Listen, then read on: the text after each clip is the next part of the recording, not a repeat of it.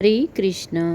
आषाढ़ माह के कृष्ण पक्ष की एकादशी को योगिनी एकादशी कहते हैं और इस बार एकादशी तिथि 2 दिन पड़ रही है। ऐसे में यह असमंजस बना हुआ है कि एकादशी किस दिन रहेगी, किस दिन रखना चाहिए। तो आज की इस वीडियो में हम जानेंगे कि एकादशी की व्रत कब करना है, सही तिथि और व्रत का पारण मुहूर्त के बारे में, और यह भी जानेंगे कि आपको एकादशी व्रत कब रखना है और इसका पारण कब करना है। व्रतों के नियम का पालन किस दिन करना है। एकादशी का व्रत के पालनहार भगवान श्री हरि विष्णु को समर्पित होता है। इस दिन भगवान विष्णु के साथ साथ 11 माता की भी पूजा की जाती है। योगिनी एकादशी का व्रत रखने से जन्म जन्मांतर के पापों का नाश होता ही है। साथ ही विधि पूर्वक पूजा या व्रत करने से 88,000 ब्राह्मणों को भोजन कराने जितना पुण्य की प्राप्ति होती है। हिंदू पंचांग के अनुसार इस बार की एकादशी तिथि 10 जुलाई शुक्रवार की सुबह 8:17 पर प्रारंभ होगी। 11 जुलाई शनिवार की सुबह 5:22 पर एकादशी की तिथि का समापन होगा। ऐसे में इस बार 10 जुलाई शुक्रवार को ही व्रत रखा जाएगा और शनिवार को दोनों ही दिन एकादशी का व्रत पड़ रहा है। शनिवार को एकादशी का व्रत रहेगा। 11 जुलाई को दशमी युक्त एकादशी है, तो दशमी युक्त एकादशी नहीं मान्य होती है।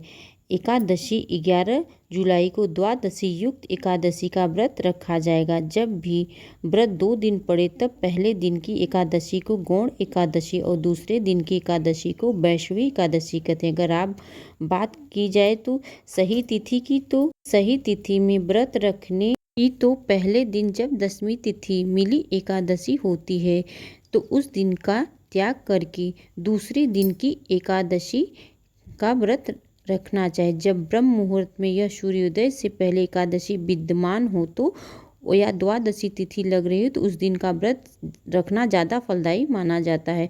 द्वादशी तिथि 11 जुलाई शनिवार की सुबह 5:23 से प्रारंभ होगी और द्वादशी तिथि का समापन 12 जुलाई 2026 वार को सुबह तड़के 2:04 पर होगा। यानी रविवार के दिन द्वादशी तिथि ब्रह्म मुहूर्त में पहले भी समाप्त हो रही है और एकादशी नियमों के अनुसार द्वादशी तिथि आरंभ होते ही हरिवासर का समय भी शुरू हो जाता है, जो कि लगभग 5 से 6 घंटे तक रहेगा। ऐसे में इस बार जो भी भक्त 10 जुलाई शुक्रवार की योगिनी एकादशी व्रत रखना चाहते हैं, 11 जुलाई शनिवार की दोपहर ही व्रत का पारण करना होगा। इससे पहले तक का आप व्रत का पारण नहीं कर सकते और व्रत पारण मुहूर्त दोपहर 1:50 से लेकर 4:36 तक रहेगा।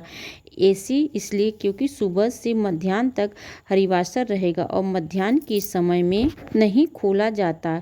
वही जो लोग दूजी एकादशी यानी कि शनिवार के दिन व्रत खोलेंगे, त्रयोदशी तिथि में व्रत खोलने का होगा और 12 जुलाई रविवार को सुबह 5:32 से लेकर 8:18 के बीच में आपको व्रत का पारण करना होगा। यही इस समय त्रयोदशी तिथि लग गई हो, लेकिन कोई दोष नहीं लगता। जब भी द्विज एकादशी का व्रत आप रखते हैं तो किसी तिथि में आपको व्रत रखना ज़्यादा सही रहेगा।